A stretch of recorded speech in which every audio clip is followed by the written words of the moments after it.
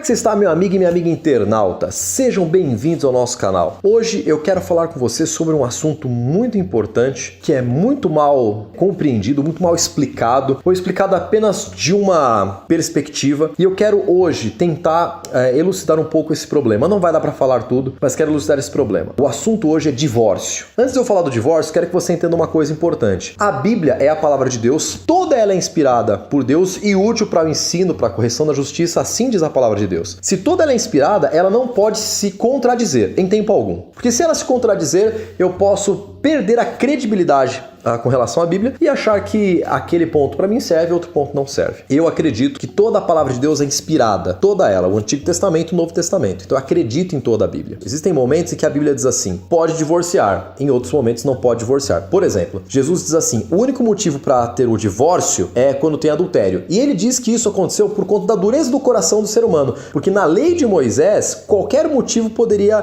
ter a carta de divórcio. Por exemplo, a mulher queimou o arroz, o marido podia se divorciar dela.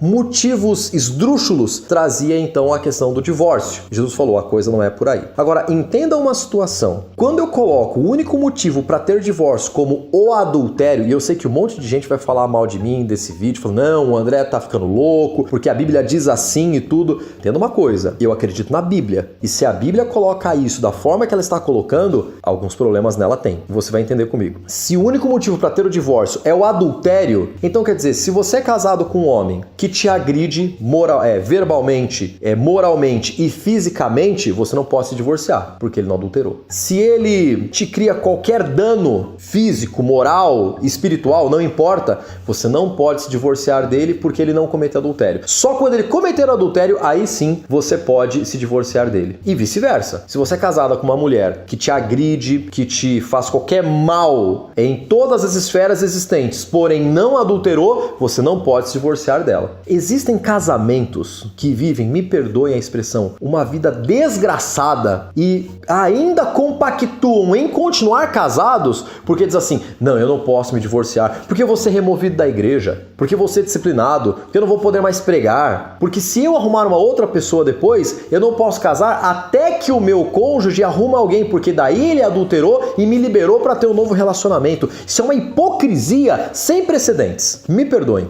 uma hipocrisia. Até porque, se você se divorciou, não houve adultério, mas eu me divorciei porque havia outros motivos tão importantes e tão impactantes, até mais do que o adultério, e você se divorciou, eu vou dizer um exemplo aqui, tá? Muita gente vai contra mim, não tem problema, mas eu vou dizer aquilo que eu acredito. Se você está num casamento que você não ama, você casou errado, e você então está colocando um ponto final nisso e se divorciando, para mim esse é um aspecto muito relevante. Porque é impossível dizer que existe um casamento se as duas pessoas não se amam. Já falei isso essa semana. Isso para mim é julgo desigual, inclusive. Se apenas uma pessoa ama, você se divorciou e você tem uma outra pessoa. Mas Cristo não aceita isso, ele não pode perdoar. Se Cristo não me perdoar, porque eu me divorciei e tenho uma outra pessoa que agora estou namorando, vou ficar noivo, vou casar, segundo Deus diz que é tudo correto. Se Deus não pode me perdoar e não me dar a bênção de eu ser feliz com a pessoa que eu amo agora de fato,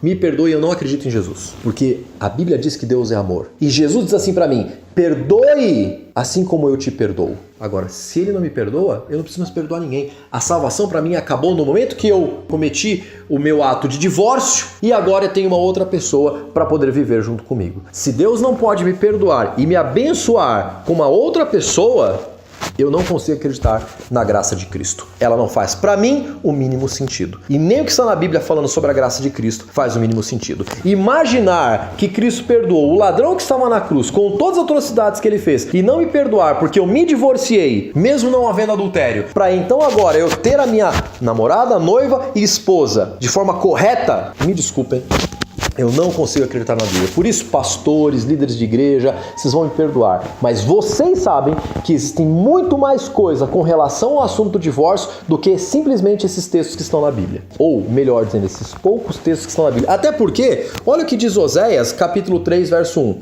Disse-me o Senhor, vai outra vez, ama uma mulher amada de seu amigo e adúltera. como o Senhor ama os filhos de Israel. Olha só que coisa. Deus mandou Oséias casar com uma mulher adúltera. E isso era um simbolismo de como o povo de Deus estava se prostituindo, adulterando com outros deuses, mas mesmo assim Deus estava amando e querendo casar com o seu povo. Ah, mas a Bíblia diz que quando uma pessoa adultera, ninguém pode mais casar com ela. Ela não pode mais casar com ninguém. Então essa adúltera casou por quê? E por que Oséias teve que casar com uma adúltera? E por que Deus usou isso como simbolismo? A graça de Cristo, ela é poderosa para curar o coração do divorciado, dar esperança e trazer a possibilidade de esse divorciado, essa divorciada, encontrar alguém que de fato ama e o ame e ser feliz para a honra e glória de Deus. Por isso, querido, se você se divorciou, tenha tranquilidade, Deus te ama e Deus vai dar para você, assim como deu para mim, uma mulher segundo o coração dele, para que você passe todos os dias da sua vida em felicidade do Senhor, fazendo a vontade dele. Tá certo? Eu vou ficando hoje por aqui. Um grande abraço e nos vemos amanhã.